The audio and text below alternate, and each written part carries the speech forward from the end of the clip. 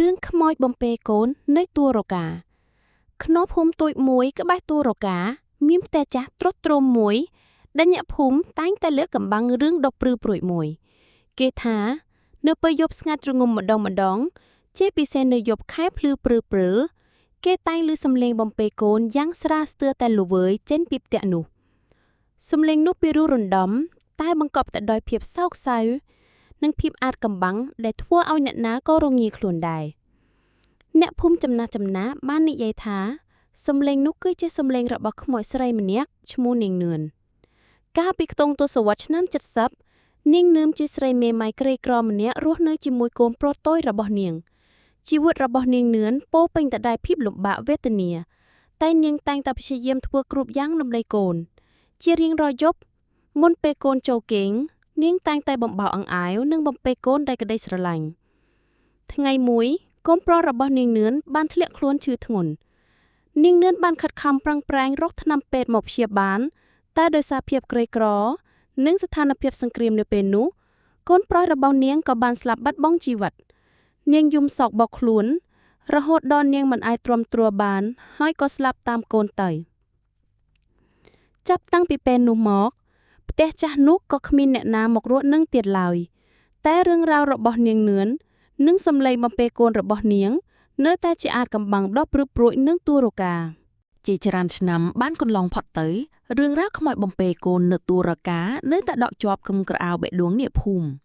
គ្មាននរណាម្នាក់ហ៊ានចូលទៅក្បែរផ្ទះឈឺចាស់ទ្រុឌទ្រោមនោះទៀតឡើយលើកលែងតែខ្យល់និងភ្លៀងដែលតែងតែឆ្លងកាត់បង្កើតជាសំឡេងគ្រលុកគ្រលាក់គួរឲ្យខ្លាច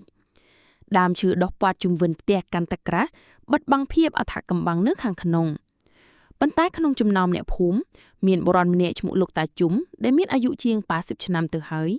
លោកតាជុំជាមនុស្សដែលចែកដឹងច្រើនពីរឿងរ៉ាវក្នុងភូមិជាពិសេសរឿងតាក់ទងនឹងជំនឿនិងរឿងព្រេងនិទានផ្សេងលោកតាធ្លាប់បានឮរឿងនាងនឿនតាំងពីក្មេងមកម្ល៉េះហើយលោកក៏មានអារម្មណ៍អាណិតអាសូរចំពោះជោគវាសនាសោកនិដតកម្មរបស់នាងជាខ្លាំងយប់មួយខណៈពេលដែលមេឃកំពុងភ្លៀងរលឹមលោកតាជុំមិនអាចគេងលក់បានសោះសំឡេងខ្យល់បោកបក់បង្អួចនិងដំណក់ទឹកភ្លៀងធ្វាក់ប៉ះដំបូលធ្វើឲ្យលោកនឹកឃើញពីរឿងរ៉ាវរបស់នាងនឿន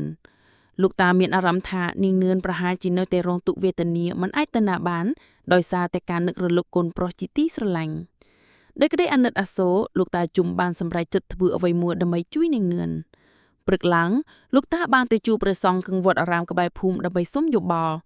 ព្រះសង្ឃបានស្ដាប់រឿងរ៉ាវរបស់លោកតាដោយយកចិត្តទុកដាក់ហើយប្រាប់លោកតាថាការដែលវិញ្ញាណនាងនឿននៅតែវិលវល់បែបនេះប្រហែលមកពីនាងនៅមានកង្វល់ឬមិនបានទទួលបុណ្យកុសលគ្រប់គ្រាន់ព្រះសង្ឃបានណែនាំលោកតាជុំឲ្យរៀបចំពិធីមួយឧទ្ទិសបុណ្យកុសលជូនដល់នាងនឿននិងកូនប្រុសរបស់នាងព្រះសង្ឃបានសូត្រធម៌និងប្រោះព្រំទឹកមុនដើម្បីរំដោះគ្រោះចង្រៃនិងឧទ្ទិសបុណ្យកុសលទៅដល់វិញ្ញាណក្ខន្ធញាក់ទាំងពីរលោកតាជុំបានត្រេកអរជាខ្លាំងហើយសន្យាថានឹងរៀបចំពិធីនេះឲ្យបានល្អបំផុតលោកតាជុំបានប្រមូលអ្នកភូមិឲ្យជួយគ្នារៀបចំគ្រឿងរណ្ដាប់និងចង្ហាន់សម្រាប់ប្រគេនព្រះសង្ឃអ្នកភូមិជាច្រើនមានការភ្ញាក់ផ្អើលចំពោះការសម្រេចចិត្តរបស់លោកតាតែដោយសារតែពួកគេគោរពស្រឡាញ់លោកតានិងអាណិតដល់នាងនឿនពួកគេក៏បានយល់ព្រមជួយដោយរីករាយនៅថ្ងៃរៀបចំពិធីព្រះសង្ឃជាច្រើនអង្គបាននិមន្តមកដល់ផ្ទះចាស់នៅតួរកាពិធីបានប្រព្រឹត្តទៅតាមលំដាប់លំដោយដោយមានការសូត្រធម៌បង់សុគលនិងឧទ្ទិសកុសលយ៉ាងឱឡារិកអំឡុងពេលពិធីអ្នកភូមិទាំងអស់បានតាំងចិត្តនឹកដល់នាងនឿននិងកូនប្រុសរបស់នាងដោយក្តីអាណិតនិងសេចក្តីមេត្តាបន្ទាប់ពីពិធីបានបញ្ចប់លោកតាជុំបានអុជធូបបន់ស្រន់សុំឲ្យវិញ្ញាណនាងនឿននិងកូនប្រុសបានទៅកាន់សុគតិភពពេលនោះខ្យល់មួយរំពេចបានបក់មកថ្នមហាក់ដូចជាការទទួលយកនូវកុសលដែលពួកគេបានឧទ្ទិសជូនយប់នោះយប់ដែលស្ងាត់ជ្រុងជាងរាល់យប់អ្នកភូមិទាំងអស់បានរងចាំស្ដាប់សំឡេងបំពេកូនពួកគេមានអារម្មណ៍បារម្ភផងនិងរំពឹងទុកផងតែយប់នោះភាពស្ងៀមស្ងាត់សូន្យឈឹងគ្មានសំឡេងអ្វីបន្លឺឡើយយប់បន្ទាប់និងយប់បន្ទាប់ទៀតក៏ដូចគ្នាដែរគ្មាននរណាម្នាក់បានឮសំឡេងបំពេកូនចេញពីផ្ទះចាស់នោះទៀតឡើយអ្នកភូមិជឿថានាងនឿនប្រហែលជាបានទទួលនូវកុសលដែលពួកគេបានឧទ្ទិសជូនហើយវិញ្ញាណរបស់នាងលែងវល់វល់នៅទីនោះទៀតហើយផ្ទះចាស់នៅតួរកានៅតែឈរទ្រឹងនៅទីនោះតែភាពភ័យខ្លាចនិងអថកំបាំងដែលធ្លាប់គ្របបណ្ដោយទីនោះបានរលាយបាត់ទៅវិញជំនួសវិញគឺអារម្មណ៍ស្ងប់ស្ងាត់និងក្តីអាណិតអាសូរចំពោះនារីម្នាក់ដែលស្រឡាញ់កូនអស់ពីបេះដូង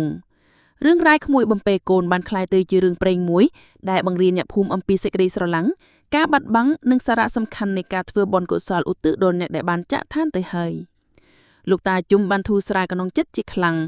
លោកជឿជាក់ថាការខិតខំប្រឹងប្រែងរបស់លោកនិងអ្នកភូមិមិនបានឥតប្រយោជន៍ឡើយវិញ្ញាណនាងនឿនប្រហែលជាបានស្ងប់សុខហើយចាប់តាំងពីពេលនោះមកអ្នកភូមិនៅតែបន្តធ្វើបុណ្យឧទ្ទិសកុសលជារៀងរាល់ឆ្នាំដើម្បីរំលឹកដល់នាងនឿននិងកូនប្រុសរបស់នាងហើយក៏ជាការបួងសួងសូមឲ្យភូមិសុខបានសុខសាន្តជារៀងរហូតទូរការដែលធ្លាប់ជាទីកន្លែងគួរឲ្យខ្លាចឥឡូវនេះបានក្លាយទៅជាទីកន្លែងដែលរំលឹកអ្នកភូមិអំពីសេចក្តីគុណសេចក្តីអាណិតអាសូរនិងអំណាចនៃសេចក្តីជំនឿ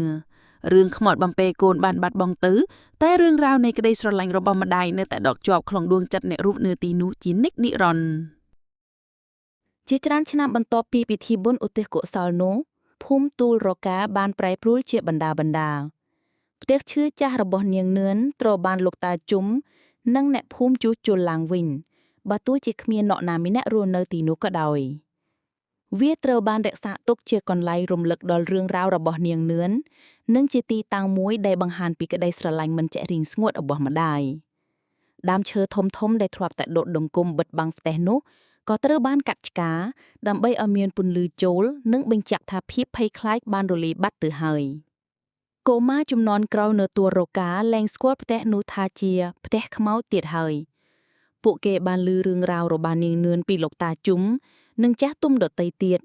ប៉ុន្តែរឿងដែលពួកគេបានឮគឺជារឿងរ៉ាវនៃក្តីស្រឡាញ់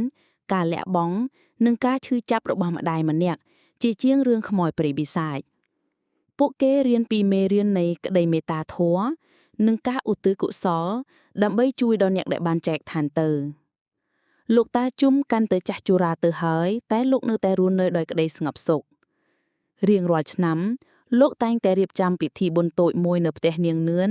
ដើម្បីឧទ្ទិសកុសលដល់នាងនិងកូនប្រុសរបស់នាងពេលខ្លះលោកអង្គុយម្នាក់ឯងនៅមាត់បង្អួចផ្ទះនោះសម្លឹងមើលទៅវាលស្រែធំល្វឹងល្វើយហើយរំលឹកដល់អនុស្សាវរីយ៍ចាស់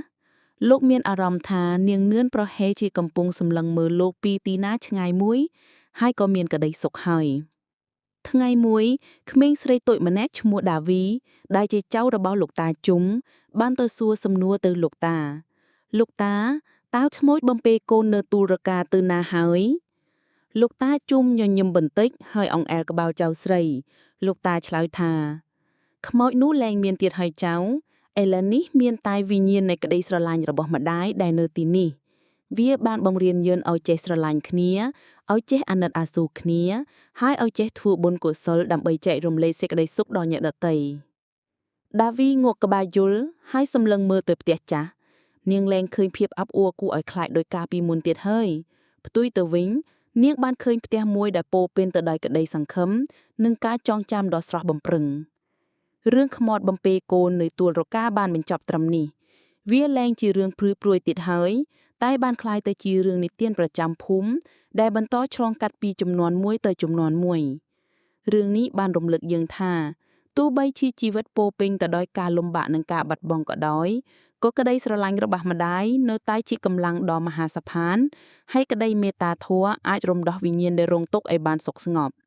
ហើយទីបំផុតអ្វីៗទាំងអស់នឹងត្រឡប់ទៅរកភាពស្ងប់សុខមិញ